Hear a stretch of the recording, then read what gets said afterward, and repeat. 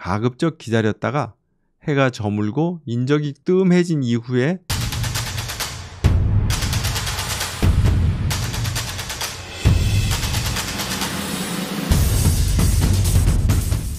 안녕하세요. 자전거 여행TV 플랜닝스입니다.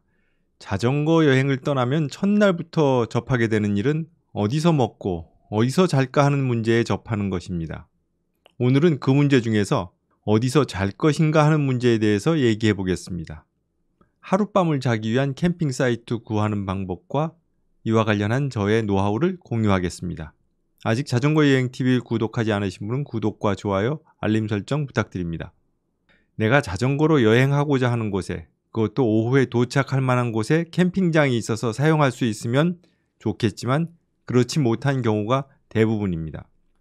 그리고 우리나라에 있는 캠핑장들은 대부분 오토 캠핑장에 아주 특화되어 있는 캠핑장이라서 자전거 여행자가 사용하기에는 그다지 적절하지 않습니다.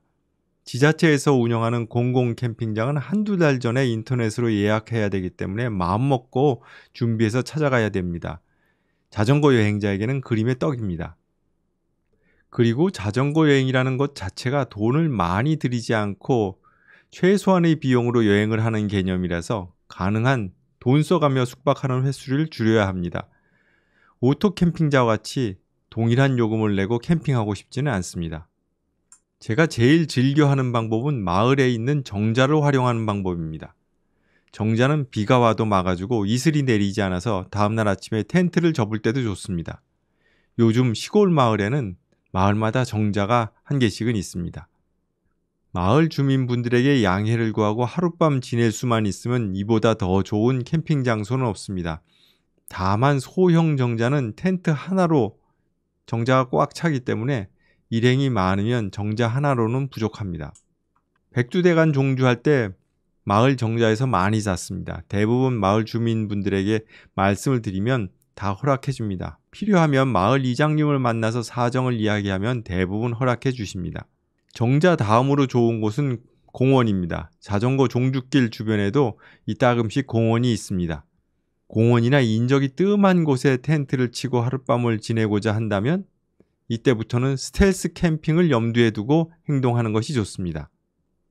조용히 하룻밤을 지내고 아침 일찍 출발한다면 굳이 누가 와서 뭐라고 할 사람은 없습니다. 처음 스텔스 캠핑을 할 때는 어색하고 불안하기도 하지만 한두 번 하다 보면 적응이 됩니다. 여럿이서 같이 여행을 하는 경우라면 서로 의지가 되어서 더욱더 편합니다. 일종의 노숙을 하는 것인데 서울역에 있는 노숙자도 좀 못 쫓아내는데 자전거로 하룻밤 왔다가 가는 사람을 쫓아내려고 기다리는 사람은 없습니다.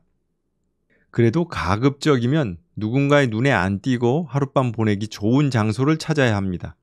모두의 눈을 완벽하게 피할 수 있는 장소는 없습니다. 이 정도면 되겠다 하는 장소를 선택하면 됩니다.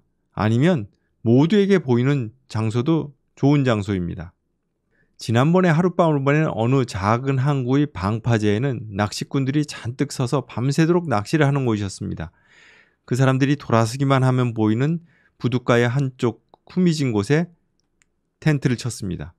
밤새도록 우리 앞으로 낚시꾼들이 들어가기도 하고 나오기도 했는데 누가 와서 말 거는 사람 한 사람 없었습니다.